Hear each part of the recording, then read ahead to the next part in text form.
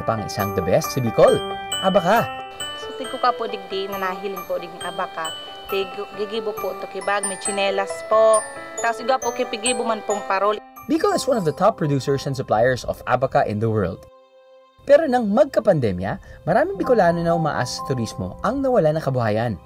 Ang animoy naging Santa Claus nila, si Franz na bitbit ang regalo ng pag-asa nang buuin niya ang Ruyag community. Ang layunin nito, tulungan ng mga lokal na makagawa at makabenta ng iba't ibang handmade products. Kasi dati po namin negosyo ang tourism. So from that, nagkaroon po kami ng 5 weavers and then ngayon nag-grow na siya into 300 weavers. Natural na po sa mga Bicolano talaga po ang pag-handicraft. Isa na ito sa mga nakagisnan ng aming mga ninuno na pinapasa na from one generation to another. Bukod sa abaka, gumagamit din sila ng raffia o dahon ng buri at jute o yung sanga ng saluyot. At para sa Christmas edition ng kanilang handicrafts, lumilikha sila ngayon ng mini Christmas trees at iba't ibang Christmas ornaments gaya ng mga ito.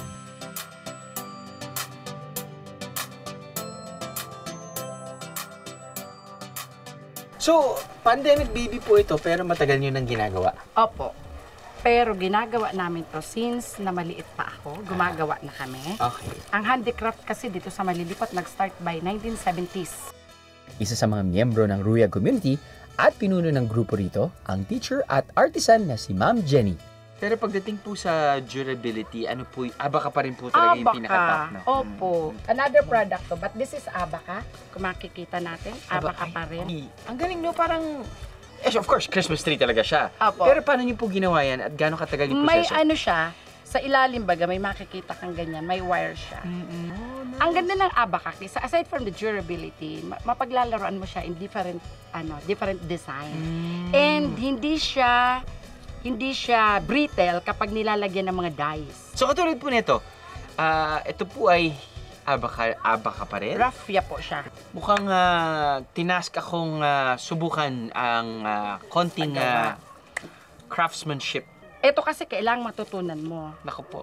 Or else bibigyan kita ng 70. Kapag binigyan kita ng rate na 70, hindi ka makakauwi ng Manila. Akin na lang yung number ni Iya, sasabihin ko hindi po siya pumasa.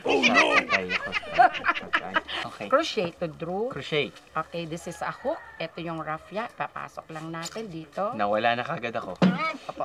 Ito, di ba? Inumpisan ko na to, Drew, Tapusin nyo na. Okay. Ay, wag na. Ay, hindi. Ngayon pa lang. Sige, pakikuha nga ng damit ni Drew. Oh, no! Kasi iiwan to, di siya pasado. Okay. Ito. So, ipapasok natin. Tapos, ipapasok din. Ayun, dito. ayun. So, Dito, okay. so lagay dyan. Sige, go. So, okay. Ay, tapos na? Tapos na, kala ko tapos na. Magic? Magic, ma'am. Papaluin ko. Ay, wag naman. Okay, so ganyan po. Opo, Tapos nun, pasok. Tapos, hila. Hila. Okay, ipasok mo. So, ipasok ko dito. Oh. Oo nga po, ganyan po talaga ako. Pasensya na. Kasi meron naman po akong expertise sa mga ibang aspect sa buhay ko. Pero pagdating dito talaga, Naiintindihan ko. although kaya kong mag-spell ng biyahe ng tama, Hindi yan pinag-uusapan natin. Hindi Dito ba? talaga Ay, tayo. sorry po. Or else hindi ka makakapasok.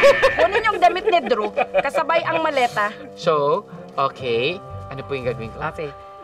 Lagay dito. Lagay ko. Pasok yan? Yan, tapos Apo. hila. Hilahin mo yung hibla. Hilahin ko. Tapos dapat makapasok din sa loob. So, hila. Yan, Ayun. yun. Oh. Tapos hila ulit, pasok mo dito.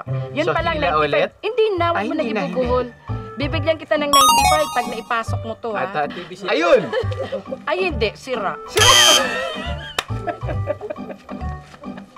Ano, pasado ba to?